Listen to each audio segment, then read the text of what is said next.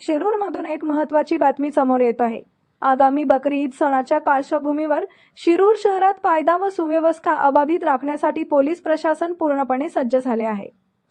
Shirur police स्टेशनचे police निरीक्षक संदेश टेंजळे यांच्या मार्गदर्शनाखाली आज पोलीस ठाण्यात मुस्लिम बांधवांच्या प्रतिनिधींसोबत एक महत्त्वपूर्ण बैठक पार पडली।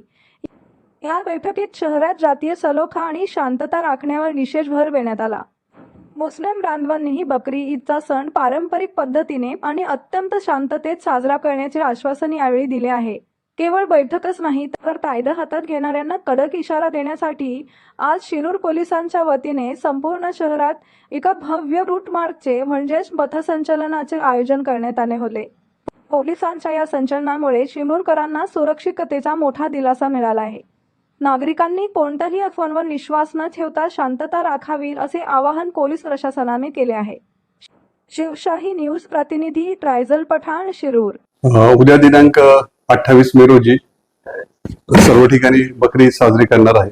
त्या अनुषंगाने पोलीस स्टेशनकडील 6 अधिकारी, 30 कर्मचारी तसेच मुख्यालय RCP पथक याच्याकडील 15 कर्मचारी व 10 होमगार्ड असं सर्वांनी एकत्रितरित्या शिरूर शहरामध्ये रूट मार्च केलेला आहे। याचा उद्देश हा शहरामध्ये शांतता नांदावी व येणारा सण हा शांततेत पार पडावा हा उद्देश आहे।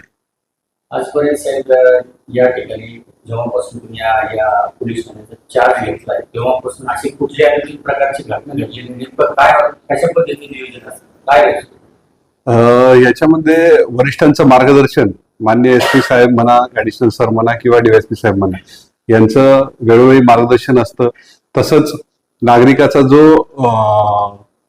सहभाग असतो सर्व सणांमध्ये हा उत्स्फूर्तपणे असतो आणि सामंजस्याने आपल्या शिरूर शहराची परंपरा आहे की सर्व सण उत्सव हे सामंजस्याने आणि चांगल्या पद्धतीने शांततेत पार पडतात।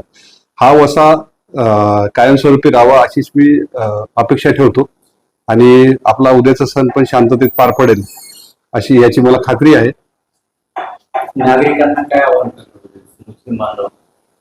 सोशल मीडियाद्वारे जर काही पोस्ट असतील समाज माध्यमामध्ये येणाऱ्या तर त्याच्यावर लक्ष ठेवून कोणताही गैरसमज करून घेऊ नये। जर काही अडचण असेल तर तात्काळ पोलीस स्टेशनला संपर्क साधावा, सर्व निराकरण केलं जाईल आणि त्याच्यातून मार्ग काढला जाईल।